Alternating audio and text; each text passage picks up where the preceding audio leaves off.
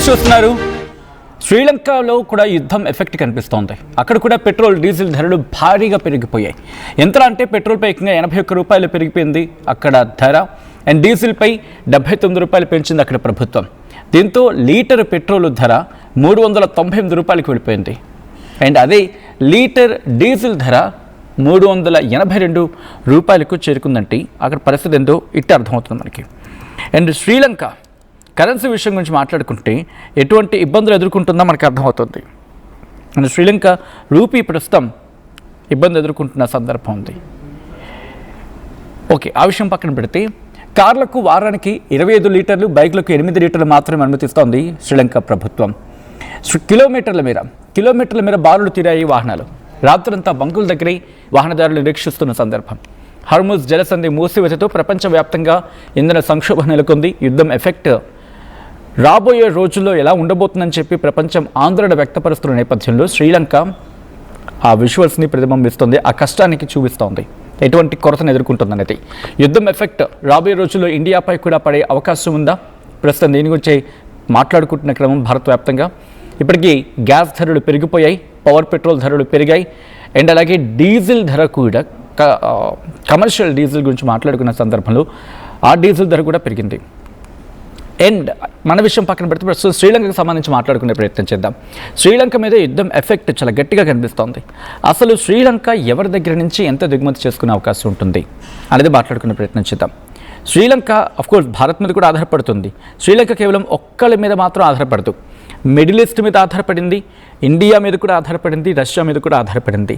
And అత్యవసర పరిస్థితుల్లో శ్రీలంకను ఆదుకుందుకు కూడా భారతే. 2022 బెస్ట్ ఎగ్జాంపుల్. అండ్ రష్యా కూడా ఆఫ్కోర్స్ 2022 ఆ సందర్భంలో.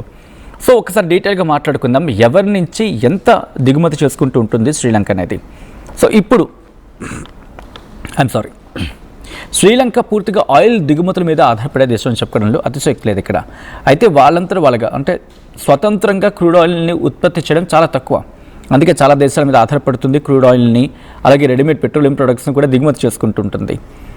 ఇక్కడ అత్యంత ముఖ్యమైన భాగస్వామి టాప్ సప్లై కింద మాట్లాడుకుంటే కొన్ని సోర్సెస్ ప్రకారం పెట్రోల్, డీజిల్, జెట్ ఫ్యూయల్, కొన్నిసార్లు క్రూడ్ ఆయిల్, వీటికి భారత్ మీద ఆధారపడుతుంది అనేది. ఎందుకంటే భౌగోళికంగా పక్కన ఉంటాం మనం. And IOC, Indian oil corporation శ్రీలంకలోని కార్యకలాపాలు నిర్వహిస్తుంటుంది. ఎమర్జెన్సీ సిచ్యువేషన్స్లో ఇండియా లైన్ ఆఫ్ క్రెడిట్ ద్వారా ఆయిల్ సరఫరా చేసింది 2022 క్రైసిస్ టైంలో. శ్రీలంకలో ఇండియా ప్రభావం ఆయిల్ రంగంలో చాలా ఎక్కువ ఉంటుంది అనేది వినిపించే మాట. అండ్ అక్కడి నుంచి యునైటెడ్ అరబ్ ఎమిరేట్స్ ఇది మిడిల్ ఈస్ట్లోని ముఖ్యమైన సప్లయర్. ఇక్కడి నుంచి క్రూడ్ ఆయిల్ని, రిఫైన్ ప్రొడక్ట్స్ని దిగుమతి చేసుకుంటూ ఉంటుంది శ్రీలంక. పెద్ద ఆయిల్ ఎగుమతి దేశం ఇది యూఏఈ, అందుకే త్వరగా వీటిని సప్లై చేయగలదు. సౌదీ అరేబియా ఇక్కడి నుంచి క్రూడ్ ఆయిల్ని సప్లై చేసుకుంటుంది శ్రీలంక.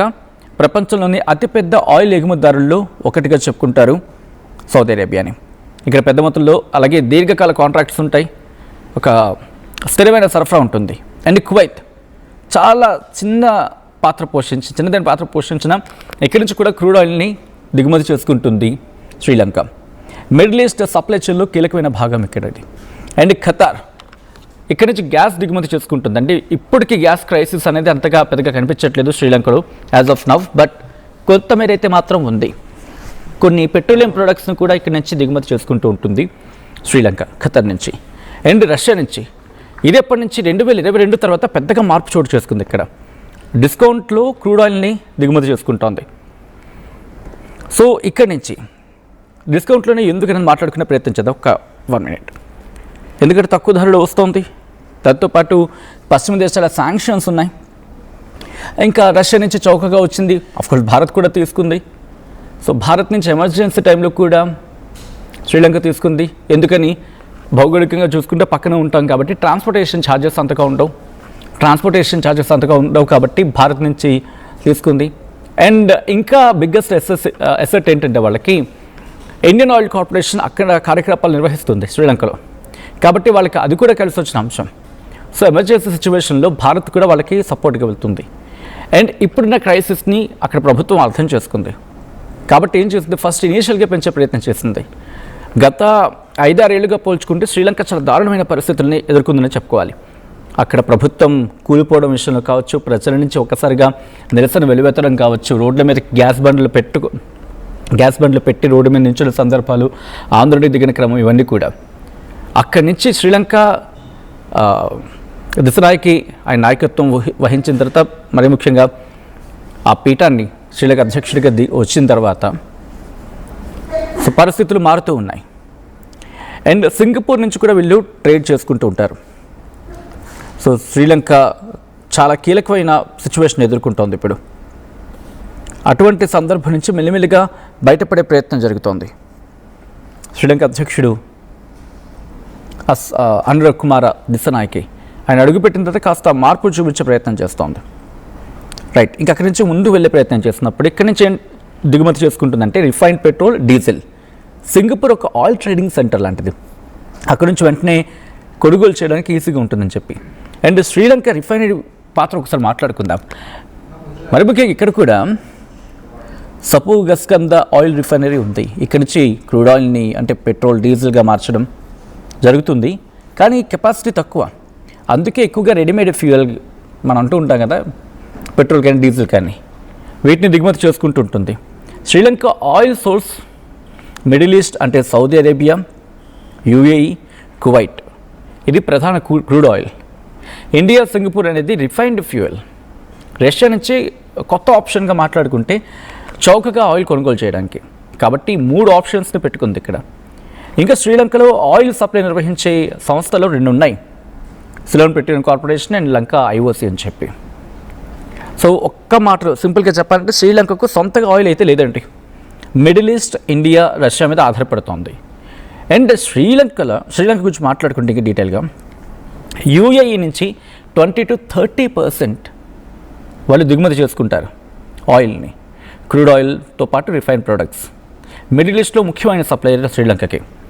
అండ్ అలాగే సౌదీ అరేబియా నుంచి 15 నుంచి 25% క్రూడ్ ఆయిల్ని వీళ్ళు దిగుమతి చేసుకుంటారు. దీర్ఘకాల కాంట్రాక్ట్స్ ఉంటాయి కాబట్టి, అంటే లాంగ్ టర్మ్ కాంట్రాక్ట్స్ ఉంటాయి కాబట్టి ఆ సప్లై చైన్కి ఇబ్బంది ఉండదు. అండ్ ఇండియా నుంచి రిఫైన్డ్ ఫ్యూయల్ అది పెట్రోల్ కావచ్చు, డీజిల్ కావచ్చు, 15 to 20% వీళ్ళు దిగుమతి చేసుకుంటారు. ఎమర్జెన్సీ సిచ్యువేషన్లో కాస్త ఎక్కువ ఉంటుంది, అది 2022లో అనుకుంటా, సబ్జెక్ట్ టు ద కరెక్షన్. అప్పుడు 2022లో 30% వరకు కూడా వెళ్ళిపోయింది. అండ్ రష్యా నుంచి కూడా 2022 తర్వాత పెరిగింది 10 to 20%. అది డిస్కౌంట్ క్రూడ్ ఆయిల్ ఇక్కడ. అండ్ ఇక్కడ కూడా ప్రైస్ తక్కువ ఉండడం వల్ల ఏమవుతుందంటే ఎక్కువగా కొనుగోలు చేయడం జరిగింది.